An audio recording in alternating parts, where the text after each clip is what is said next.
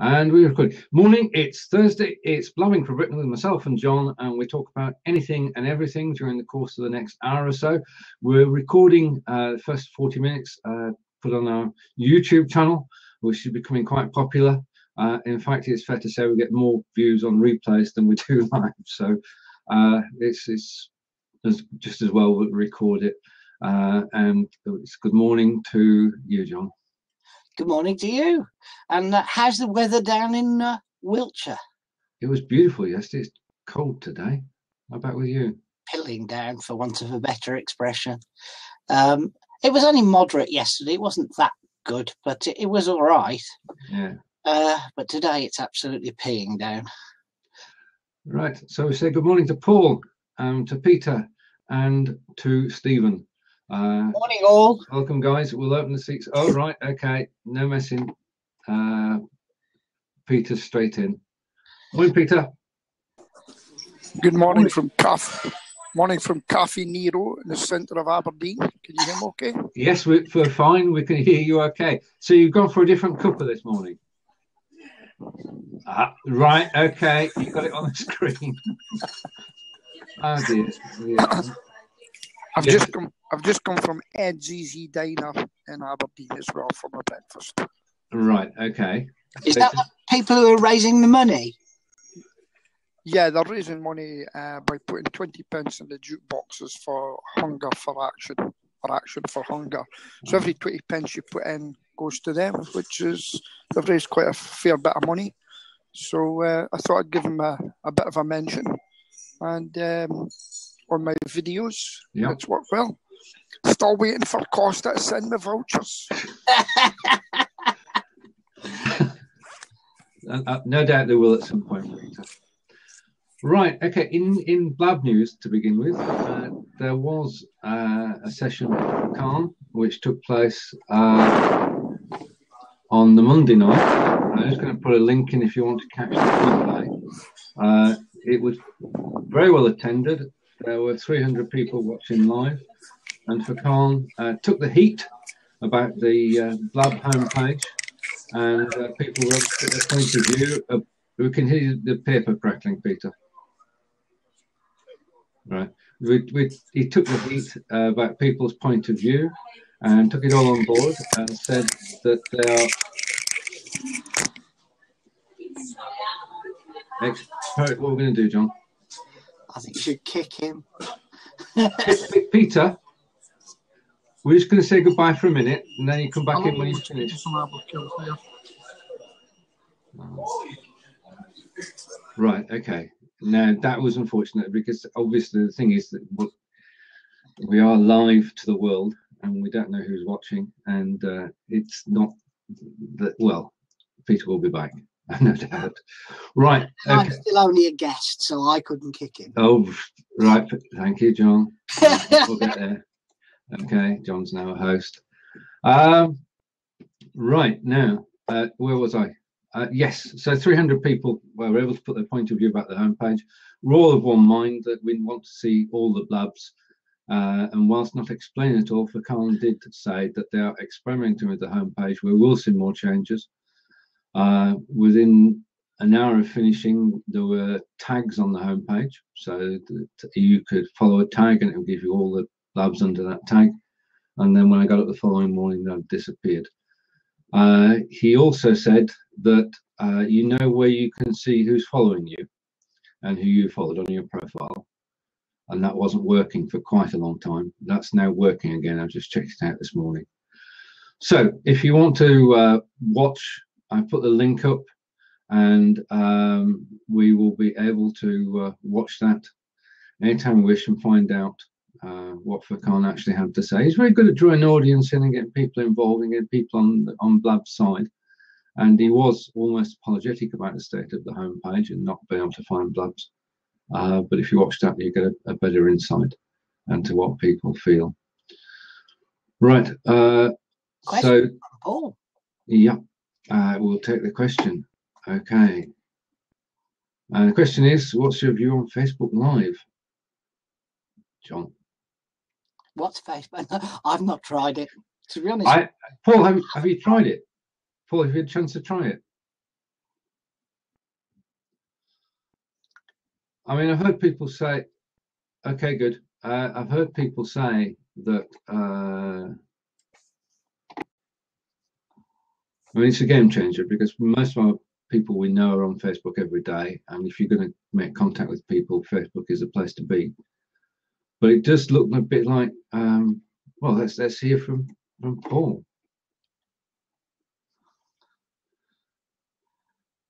Is he going to join us? Yep. Okay. Well, I've let him in, but yeah, it's okay. It's all the way from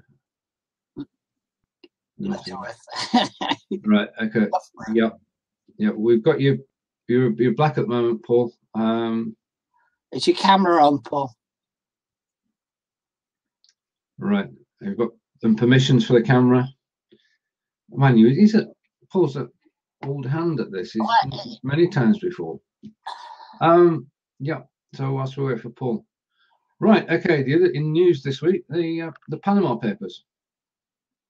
And Stephen, if you want to pop in to discuss those as well, more than welcome to do so. A great watch of millions of papers revealing who's got money where, and it includes Simon Cowell and a whole range of people. Prime Minister of Iceland, yeah. Yeah, that was people power, wasn't it? I mean, people gathering in front of Parliament in their thousands saying you've got to go, and he said no, I'm not, and then he did. And some people are trying to. I mean, my take on this, obviously, and we know that people squirrel money away, and legitimately. It's not illegal. It has to be said that what they've been doing is not illegal unless they have been avoiding tax. You want to try again, Paul? We just couldn't see you or hear you. It's a bag of. I'll let him in. Thank you. It's a bag of worms, isn't it? Really. Yeah, and lots and lots of attacks on the Prime Minister, and our Prime Minister, that is. Yeah. Morning all. Morning. Can we get Peter to pop in every week with a different brand to advertise? He's been doing that on Facebook, Stephen. Honestly, it's good stuff. It's good stuff. And somebody was asking a few moments ago about the Blab future, and have you guys seen about why Blab is dying from Nathan? And we're both members of where was it? Behind the Scenes Live, which has renamed itself. It was published in there, and people were talking about it. What's your thoughts, Stephen? I mentioned a few weeks ago, didn't I, that we've been doing Blab now for a year, and this sort of tens of thousands of users. Yeah, and it was sort of giving me concern about what the actual future of it is. But then when I saw, and I believe the facts that Nathan put in his article, and that they're using a sort of a hosted service, I guess, but it's 4 cents per minute to store this marvelous video that we're currently creating, this content, and the costs are phenomenal. And then he was also talking about the idea of the 100 million users, which obviously Facebook and the competition have got. But I was just thinking that, and it strikes me that Blab would be an acquisition in the making for anybody. The technology's being proven at the moment, isn't it? With what we're and again, he talks about things, and somebody mentioned Facebook Live. I don't know what Facebook Live is, but I can imagine if it's something like Periscope, it's good for getting your streaming onto the internet. But it's not necessarily going to do what Blab does, which is what we're doing. And then what we talked about last week was the drop-ins, the ability to do, should we say, closed or invisible sessions, the training, what have you.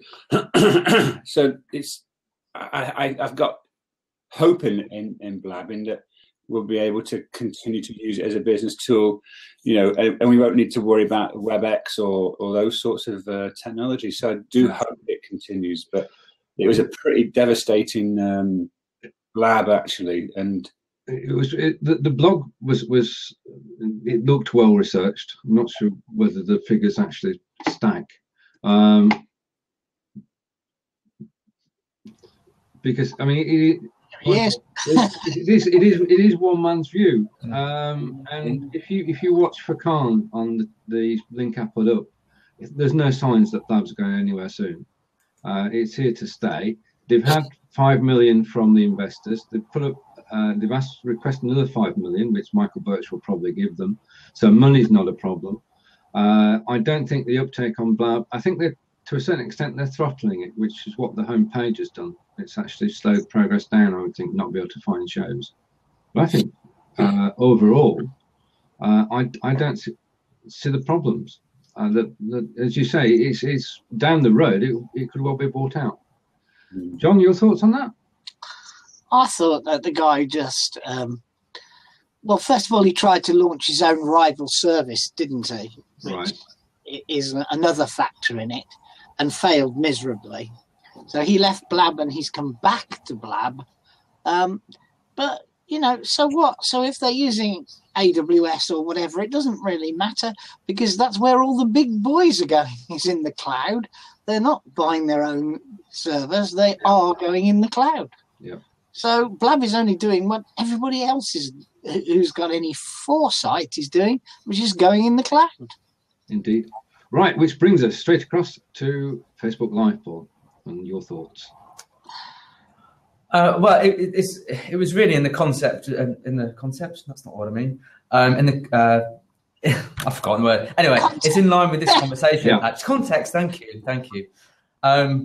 I don't know why I couldn't think of the word context. It's like a major part of the product that I've created. Anyway, so what do I think about Facebook Live? Well, I've had Facebook Live for a while. I don't know why I've had it for a while. I didn't realise that it was only available to a few select people. So now I suddenly feel kind of exclusive, right? But I've been using it for a while. Yeah. And basically, I don't think we need to be comparing Facebook Live with Blab. I think they're two different things. Stephen's right, absolutely. Facebook Live is more like Periscope. Right. The big advantage that Facebook Live has over Blab and over Periscope at the moment is that if you do a Facebook Live event, every single one of your followers or friends gets notified. Right. 100% of those people. So Facebook sees Facebook Live as the number one thing. And so you will guarantee to get in someone's newsfeed and effectively bypass the algorithm if you do Facebook Live, because they reward you for using new features, right? So if you do that, then absolutely you will get that displayed. So there's a reason to use it, and they're cute like that. They know that. But it's really just the same as Periscope. You're broadcasting. It's only interactive insofar as people can put comments on and you can interact with those comments. The beauty of Blab, and I've only really been using Blab since I came across you guys and discovered it really, is that you've got interaction. Yeah. You've got people calling in. You can now show videos. It's much more like a show, which is what everyone describes it as. And you can't really do that on Facebook Live or Periscope. Yeah. And I think I haven't read the article that you mentioned, although I've seen it in the Facebook group. But it strikes me as though comparing Blab to Facebook Live is the wrong thing to do. And where Blab will succeed is by maintaining this kind of situation where it becomes very interactive and it becomes like a way to create your own internet show. Absolutely agree. I mean, I was looking at that article because he was talking very much about investment and how will Blab become a $1 billion company and things like that. So that's where I was coming from. But you mentioned Facebook, and obviously it's an incredibly powerful advertising and lead generation tool. And I'm currently attending a conference in Austin, Texas. It's the Woo conference. It's the WordPress developer e-commerce conference in Austin, Texas. And unfortunately, I'm not there. I'm actually on a webinar version, a streaming version of it. But there's a lady who did a presentation yesterday talking about the Facebook pixel. I'm not sure if anybody's aware of that. If you have the Facebook pixel on your website, you kind of you're always accessible to Facebook, and it's an immense, and not frightening, but just an immense advertising juggernaut. And I'm just wondering what their plans are for Facebook Live. Really, I'd love to know what the plans are for Facebook Live. See, I just think it's a way that Facebook will use to keep you within Facebook. I think they want you to never leave Facebook, where possible. They want you to advertise there. They want you to broadcast now live from there. They want you to be there because if they've got so many eyeballs on someone's newsfeed, then that's how they're going to be able to increase their ad revenue. And if you look at where AdWords started and the cost of AdWords today compared to when it started, you can get so much more value from a Facebook ad campaign in terms of cost per click than AdWords. It's just far too competitive. And I think if Facebook can keep you within Facebook, then happy days. Look at instant articles and what they're going to do with that. Again, keeping you within Facebook, reading the article and loading that article so that it takes less time, better user experience. That's what I think they're interested in. So I think they've cottoned on to the fact that live streaming is the next big thing. And how are they going to achieve that? They're going to achieve it by putting it into Facebook. I think one of the differences between Facebook Live and Periscope is that Facebook Live seems to be much more about your captive audience, and Periscope about discovering maybe a new audience. Yeah. I've got this mental block. Perhaps you can help me. I'm sure I'm not alone. We've got this wonderful way of broadcasting, you say, on Periscope and Facebook Live. But what do you broadcast? Puddles. Sorry? Puddles. Yeah, that's the biggest one in the UK. A puddle in Newcastle. Right. Joe, I think where it comes into its own is if you're out and about somewhere and something happens, something kicks off, and you've got the opportunity to report live from that event. Because we've seen it with Periscope and Meerkat already that, if you're involved in something and you're on the scene, then that feed will be picked up by media outlets and potentially shared by people, person after person after person, and that grows. Now, whether or not that's going to give us a new generation of freelance reporters, it very well might. I think if you've got a good opportunity, if you're decent enough in front of camera to actually report live from the scene and give some commentary, I think you could really succeed with something like that. Yeah, but if you were to use it to put out a sort of 2-minute advert, do you think people would receive that well? I don't. I think so, because with Facebook Live, it automatically records it and puts it on the news feed. So you can choose for it not to be on the news feed, but it converts it to HD and it's there. So unlike Periscope, where you've got to use something like Catch to keep the recording and then upload it to YouTube, you've got the ability to do it once and it's there.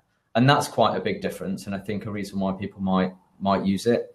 There's going to be lots of other uses of it, of course. I think if you were doing a behind-the-scenes look at how, if you're a baker, how you're baking this particular cake, that could resonate with a certain audience. We'll see how people find the best use for it, I guess.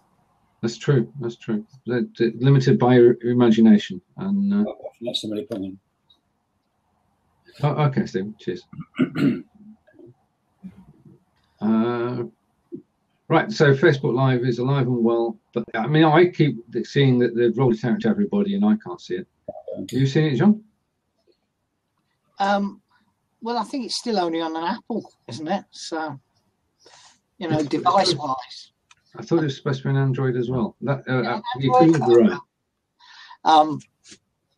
It sort of hasn't really attracted me. I've watched Mike down in Exeter use it over the last month or so. Yeah. Where he's been doing things, showing how many people he's got to his networking meeting more than anything, and then going around and introducing each person on the stand, and that's been quite good. Yeah. But it's sort of. I suppose. Shall we say? I like my Blab. Yeah, I agree at the moment on Blab. Facebook Live is something we'd love to try out, and I'll try and catch, as you say, Paul. They're actually recorded and they're on your timeline at the moment. Yeah, if you record it, I mean, I don't really use it, to be perfectly honest, but I've played around with it and done ridiculous things like film my kids doing stuff and. I don't know, seeing if any of my friends that are watching it will engage. Well, they've got no idea what it is, so I didn't get any engagement, right? I get much more on Periscope. But if I was out and about somewhere, then I can totally see that I would use that. The other thing I think you could use it for is if you're speaking at an event and you want to get some more exposure for your speaking engagement, as long as you get someone else to do it for you, you could have them broadcast your talk. That's quite a good way to get exposure. But I agree. I mean, I like this. I like this engagement. I like this calling in. I like, I can spend 5-10 minutes on this Blab and drop out of the call and you can move on to another topic. That's really engaging. And I think that's why Blab is not dead. And anyone who suggests that there's a problem with Blab because of Facebook Live is missing the point. Yeah. Paul has asked a question. I don't have a clue because I've never used it, but perhaps you might have a clue, Paul. So can you keep Facebook videos to the business page and exclude friends on? I haven't tried it, but I believe you can. I think if you use the Facebook Pages app on iOS, you can broadcast direct to your page. To begin with, you used to have to record it as a person and then share it with your page, but now you can use the app to broadcast directly to your page. So that would be a way to just do it to your Facebook page. I don't know whether that's available on Android or not, but certainly is on iOS. Yeah. Okay, that's good. Right, okay, one word we've not mentioned, and it's all the rage, apparently. That's Snapchat. John's. Can I stay for this? Because I love Snapchat. Oh no! I got it right. None of us are Snapchatters, I think. So. Yeah. Right. What's the deal? What's the deal with? What's the deal? Well, I think there's a misconception that it's a load of teenagers sexting each other. Right. Which we've all seen the stories about stuff like that, but. I think the long and the short of Snapchat is that it's quickly establishing itself as a cool way to do storytelling. Okay. You've got what do you want to know? Let me see if I can answer your questions. All right. Okay. Let's start at the beginning. You can download it onto your phone, the tablet, and anything, and then you can broadcast. No. What? How does it work? Okay. So the core concept is that the content is time limited. So you can take a picture or you can take a maximum of a 10-second video and you can send that to one of your Snapchat friends directly. And then it will play it once. They can replay it if they missed it because it can be easy to miss. Okay. But it sends the person a message to say someone has replayed your post. And then it disappears. If someone takes a screenshot of the snap, that person who sent it will also get a notification that they screenshotted it. So if you did send something that was a little bit rude, and someone took a screenshot, then that person would be notified. Yeah. So that's like on a one-to-one basis. But they've got a thing called stories. And you can take snaps and not send them to individuals, but you can add them to your story. If you add them to your story, anyone who's your friend can then see your story and see it in a sort of collection of those pushed together. So if I took 3 or 4 snaps and added them to my story, you would see those one after another. And that is in a rolling 24-hour period. So after 24 hours, they drop off. So your story over time becomes it changes in terms of what that shows. Yeah. Now, the way that people are using it is that they are adding, they're sort of taking lots of 10-second videos and adding them together so that you get a longer period, a longer video in itself. Now, in addition to all of this, you can add stickers, you can write on it, you can draw on it, you can put text on it, you can change the color of the text. There are people out there who are making art out of these snaps. Right. Okay. So the other thing is for this question about business. When it comes to business, I think it's early days for how businesses use it, but there's two key areas to think about. Firstly, in terms of storytelling, it's only going to work for a business if your target audience is a fairly young demographic at this stage, because that's the main demographic. Yeah. Sorry? What's the definition of young in that context? Well, people are talking about millennials, but my understanding of a millennial is kind of 18 to 35. So it's quite a broad definition. I have seen that demographic expand already because as it goes more mainstream, the demographic just expands up and down. But from a business point of view, if you're telling, I don't know, if you're trying to tell a story about how you create something, Snapchat would be a good way to do it. If you're doing a behind the scenes look at something, again, that's quite a good thing to do. I don't think that there's too much in it for overselling right now. Okay. The one thing that you can do is you can now get what are called geo filters. Right. Okay. And a geo filter is like a little, again, like a sticker really, that you can add to the video or the picture. Now, there are geo filters on location. So if you're in London, there are lots of geo filters. Other than London, a few, maybe not so much. I created one because you can create them and submit them for my little village that I live. So, you know, I've created the first Snapchat filter for my tiny village where I live, big deal.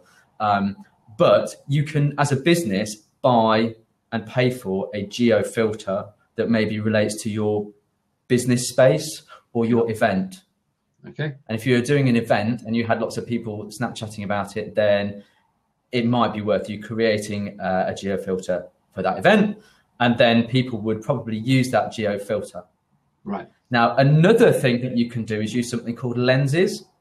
And lenses allow you to change your face somehow. So face swapping, or turning you into a monster or a bunny rabbit or something weird. Yeah. And as a business, if you want to spend the cash with Snapchat, you could create a lens. So I think Cadbury's did one for a cream egg, where it turns your eyes into 2 cream eggs and you open your mouth and the fondant comes out of your mouth, something like that. You know, big brands can afford it. Big brands will get some benefit out of it if it's funny. Otherwise, I don't think it's kind of, you know, maybe for the likes of us, mere mortals. But it is something that is starting to take off. It's something to pay attention to. But I don't think it's worth every business suddenly spending a lot of time trying to work out a Snapchat strategy. Okay, so you've got communications one-to-one, which is a short video up to 10 seconds. You've got the ability to tell a story, which can be seen by a group of people for up to 24 hours, then it disappears. And you've got the whole, then you've got the geo filters and things like that. Yeah, I think I should give it a try. At least try it out. And it's good to know at least one person that I know is on there. So, well, you can look me up. I'm Biz Paul on Snapchat too. So if you look me up, then you'll be able to see me. You can do it by username, or in fact, what I'll do is if I show you this, if I put this to the camera, then I want to take a screenshot of that. Yeah. Then you will be able to find me, because that's a snap code, which is my unique identifier. Yeah, hold on. Cool, got it.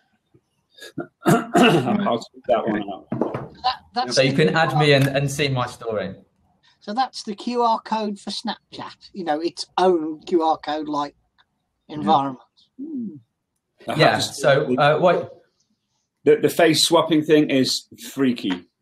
Did it last week with kids, and it's it's pretty horrible. Then again, it's probably me. So it's something to look into, isn't it?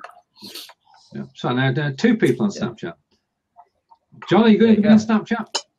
No, I've got better things to do. If anybody's got any questions about Snapchat, then please post them now, because we're lucky to have Paul and Stephen with us. I'm no expert. You know. How do you grow? Where is the user base for Snapchat? Isn't it, many millions of people at the moment using it? But is it a community thing, or is it just your own contacts? Is it Instagram-y, or? That's a really fantastic question, because actually the discovery side of it's not that great. So you've got a Snap code, which if you've got the Snap code, then you can, within Snapchat, add a friend using a Snap code and find them.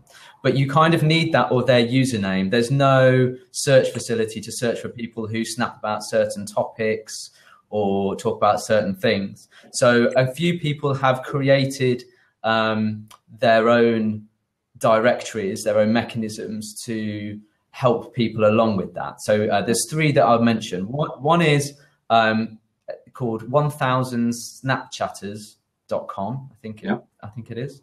And basically you can pay $75 to take a square, one of the 1,000 spaces, which is, if you think about it, $75,000 they're going to make from this. You can pay $75 to get on one of those squares. Another one is called snapchat.directory. Yeah. And you can submit your username to that and be listed. That's for free. You just have to say what you snap about. And then there's another one called snap.codes, which allows you to find more famous people if that's what you're looking for and that's what you're into. Snapchat have produced the ability so that you can now share your Snap code link on Twitter. So I might do that in a bit so that people can see it. Yeah. But it gives you like a URL which someone can just click from within their Twitter feed, and it will open Snapchat if you've got the app. Right. You could write a blog, and introduce our generation. Well, it's not. No, we're the next generation. But you could introduce us all to Snapchat. Talking of learning about Snapchat, I was curious the other week as well. There is a Facebook group as well called Learning Snapchat, and the link is on the right-hand side of the screen now. And thank you, Sue. The link is on the right-hand side of the screen, and it's basically people who've not seen Snapchat before, who are on Blab at the moment, and they're going through step by step, trying to learn about Snapchat. Was brilliant, Paul. We knew nothing before. We know a lot more now, and perhaps we can with it, the odd exception, move forward with it and learn. The thing is that there's so many video platforms coming up as well. I've heard rumours of another 4 or 5 essentially Blab lookalikes coming up. Thank you, Paul, for popping in, and it's been a pleasure as usual. And we've learned something. Oh, is he gone? He just popped out. He said he'd pop out and pop in. This is the Snapchat way. The 1 minute. I want to ask him a question. Steve, out because it doesn't. I can't go out myself for some reason. You want to be kicked out? Yeah, because I can't. I'll free up a seat essentially, but I can't. No, that was John did that. I saw him do it. I saw you press the button, John. Sue, welcome to Blab.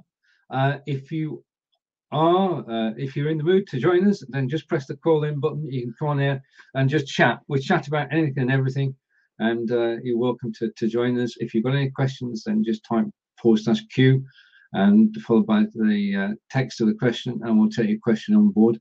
We talk about anything and everything. Peter, if you want to pop back in now, I'm going to switch recording off in a minute.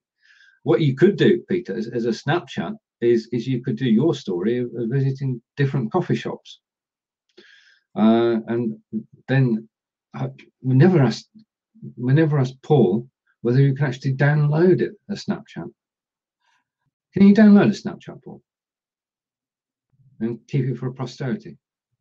Ah, right, okay. There you are. That's. Oh, Paul's coming back in as well. It's all go this morning. We can't hear you, Peter. Hello. Hello. Sorry, I'm back. My laptop crashed, so I'm on the Blab. Okay. I'm on the Blab app. I'll just answer the question because I won't sort of take up too much of your Blab. But in terms of Snapchat, just to answer your question, yes, you can download your story. All right, okay. Yeah. So you can download your own story. You can't download other people's stories. But what a lot of people have started to do is to download their own story. That saves it to their camera roll, or for example, and then you could upload it to your YouTube channel. Brilliant. There, it's there forever. Don't go. Okay. Don't go. John's got a question. Tell us about Spaniel. Oh, okay. Spaniel. Okay. Spaniel is our new little Twitter app.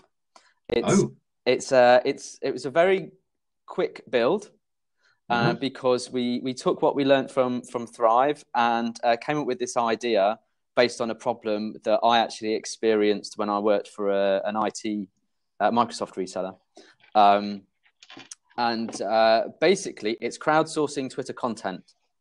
So imagine you're the head of marketing and you control the social media account. Yeah. And one of your jobs is to tweet on a regular basis articles, thoughts, news items, and that you want to tweet several times a day, but let's face it, you haven't got really the time to do it. But you've got all of these experts in the field, consultants maybe, or people on the road, or you've got branches, whereas you're at head office, who could be finding articles for you, could be uploading live pictures of things that they're doing or taking videos. What Spaniel allows you to do is allows you to give Spaniel accounts to your staff without giving them the Twitter details. Right. So they will then create tweets, create articles, submit them through Spaniel, and they can do that using a browser extension. That then goes to you as the marketing person, and you can then see it in a queue, and you just go, yes, no, okay, yeah, I just need to change the voice or change a few of the keywords or put in this hashtag, and go and schedule it. So it's using your team's expertise, getting people to submit content, saving you time, but retaining the control over the actual output. Brilliant. Right, so that's Spaniel. It's Spaniel, and it's www.spanielapp.co. I'll put the link in the chat.